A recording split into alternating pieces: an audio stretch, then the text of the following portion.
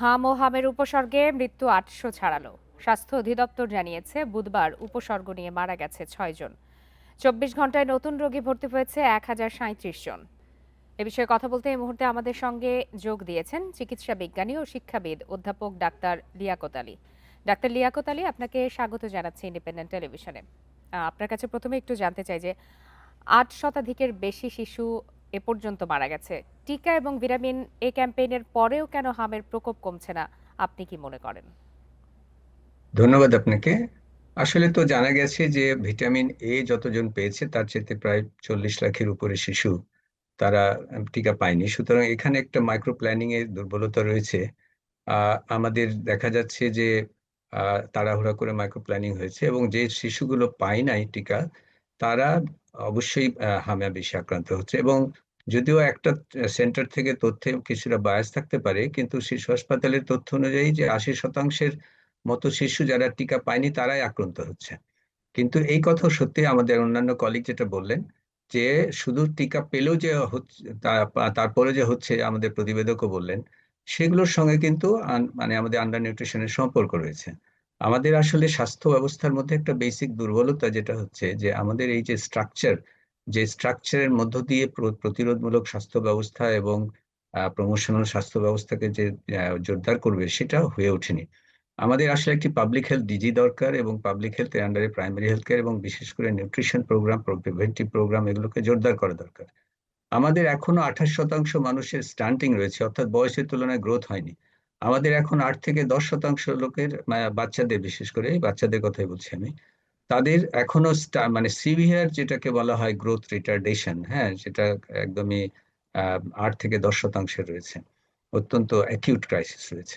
এবং আমাদের 22%ই কিন্তু এখনো আন্ডার নিউট্রিশনের মধ্যে, মানে যেটাকে বলে আন্ডার ম্যাল নিউট্রিশন রয়েছে। জানতে চাই তাহলে যে, এই শিশুগুলো জি, এতদিনও তো এই আপনি যে বিষয়গুলো বলছেন এগুলো তো এতদিনও ছিল। কিন্তু এবছরই কেন হামের এত বেশি প্রকোপ দেখা গেল, এত বেশি মৃত্যু হলো? কিন্তু আ এত স্যাম্পল থাকার পরেও কেন এতদিনে গবেষণা করে বের করা গেল না যে হামের ধরন পাল্টেছে কিনা, বা শুধুমাত্র প্রকৃত কারণ কি এভাবে মহামারী আকারে ছড়িয়ে যাওয়া? না, প্রথমত যেটাকে বলে ফায়ার ফাইটিং সেটা খুব গুরুত্বপূর্ণ ছিল যে হামের টিকা আসলে 20-21 সালের পর থেকেই আমাদের দেখা গেছে যে রুটিন যে টিকা দেওয়া হয় সেটা দেওয়া হয়েছে, কিন্তু স্পেশাল ক্যাম্পেইন গুলো করা হয়নি। সেখানে মাত্র 60%-এর কাভারেজ ছিল। আপনি জানেন যে মেজলসের ক্ষেত্রে 95% না হলে হার্ড ইমিউনিটি হবে না, অর্থাৎ সবাই প্রতিরোধ ক্ষমতার সমাজে গ্রো করবে না। এবং সেটা যখন বাড়তে বাড়তে আবার এই যে ইন্টারিম গভর্নমেন্টের সময় হামের টিকার স্বল্পতার জন্য হোক, ঘাটতির জন্য হোক, অথবা ব্যবস্থাপনাগত ত্রুটি যে জন্যই হোক না কেন, আমাদের আসলে কয়েক বছরের মধ্যে ইমিউনিটি গ্যাপ তৈরি হয়ে গেছে। সেই ইমিউনিটি গ্যাপটা এখন এসে জমা হয়ে, যখন ইমিউনিটি গ্যাপের সঙ্গে আবার আন্ডার নিউট্রিশন। আপনার এই ক্ষেত্রে আরেকটি কথা বলি যে 6 মাসের নিচে 18% বাচ্চা কিন্তু 6 মাসের নিচে, একই তথ্য অনুযায়ী। তাহলে দেখুন, এদের তো হওয়ার কথা না, এদের তো ব্রেস্ট ফিডিং এর মাধ্যমে আসার কথা ইমিউনিটি। কিন্তু আমাদের দুর্ভাগ্যবশত ব্রেস্ট ফিডিং এর মাত্রাও কিন্তু ক্রমশ কমে যাচ্ছে, 65% থেকে নেমে 55% নেমে এসছে এক্সক্লুসিভ ব্রেস্ট ফিডিং। কেন? এগুলো অনেকগুলো কারণ রয়েছে, বিশেষ করে aggressive marketing of breast milk রয়েছে। আমাদের ওয়ার্ক প্লেসে মানে মেয়েরা বেশি করে ওয়ার্ক প্লেসে যাচ্ছে, তাদের কোনো ব্রেস্ট ফিডিং এর ব্যবস্থা নেই। আমাদের ইয়াঙ্গার মেয়েদের অপুষ্টি বেড়ে যাচ্ছে। সুতরাং এইগুলো হচ্ছে কি, আমরা যখন এইসব টিকা নিয়ে আলাপ করছি, আমরা যখন হাম নিয়ে আলাপ করছি, শুধু হাম কেন, অনেক রকম ব্যাধি এখন এসে উপস্থিত হবে, non communicable disease, communicable disease, যেগুলো কিন্তু সঙ্গে অপুষ্টি এবং আমাদের ব্রেস্ট ফিডিং, আমাদের অন্যান্য ব্যবস্থাপনা জড়িত। এইগুলোকে মানে সমন্বিতভাবে পরিকল্পনায় আনতে হবে এবং তার জন্য স্ট্রাকচার রিফর্ম করতে হবে।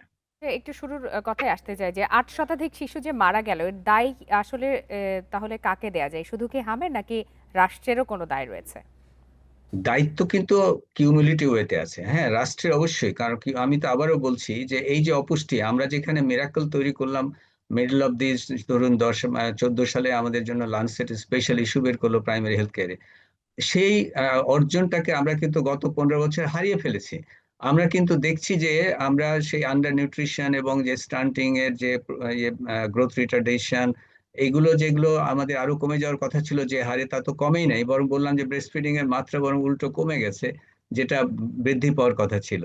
আমাদের কিন্তু আন্ডার ওয়েটের মাত্রা বেড়ে গেছে। হ্যাঁ, আমাদের কিন্তু জন্মের সময় যে জন্ম যে কম বয়সী কম ওজনের শিশুর জন্ম, আন্ডার ওয়েটের শিশুর জন্ম বেড়ে গেছে।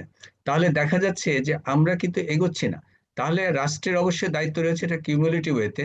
বর্তমানে যে সরকার রয়েছেন তাদের সময়কাল অত্যন্ত সীমিত, কিন্তু কম সময় এসছেন, কিন্তু তাদের এখন খুবই গুরু দায়িত্ব হচ্ছে হেলথে একটা স্ট্রাকচার রিফর্ম। শুধু বাজেটে যে তারা বৃদ্ধি করেছেন সেটা অত্যন্ত আমি বলবো যে অভিনন্দনযোগ্য, কিন্তু তার দ্বারাই হবে না। স্ট্রাকচার রিফর্ম করে প্রিভেন্টিভ, প্রমোটিভ এবং primary health care, primary health কেয়ারের প্রিভেন্টিভ প্রমোটিভ অংশটুকুকে জোর দিয়ে, এবং আমাদের এই যে চেইন অফ কমান্ড, এবং সেইখানে বিশেষ করে এর জন্য বিশেষ স্ট্রাকচার রিফর্ম করতে হবে, যেটা আমরা হেলথ কেয়ার সেক্টর রিফর্ম সামগ্রিকভাবে কমিশন থেকেও সবার বলেছিলাম। অংশগ্রহণেই এই ধরনের মহামারী বলেন বা এই ধরনের প্রকোপকে থামাতে হবে। অধ্যাপক ডাক্তার লিয়াকত আলী, আপনাকে অনেক ধন্যবাদ আপনার মূল্যবান বিশ্লেষণের জন্য।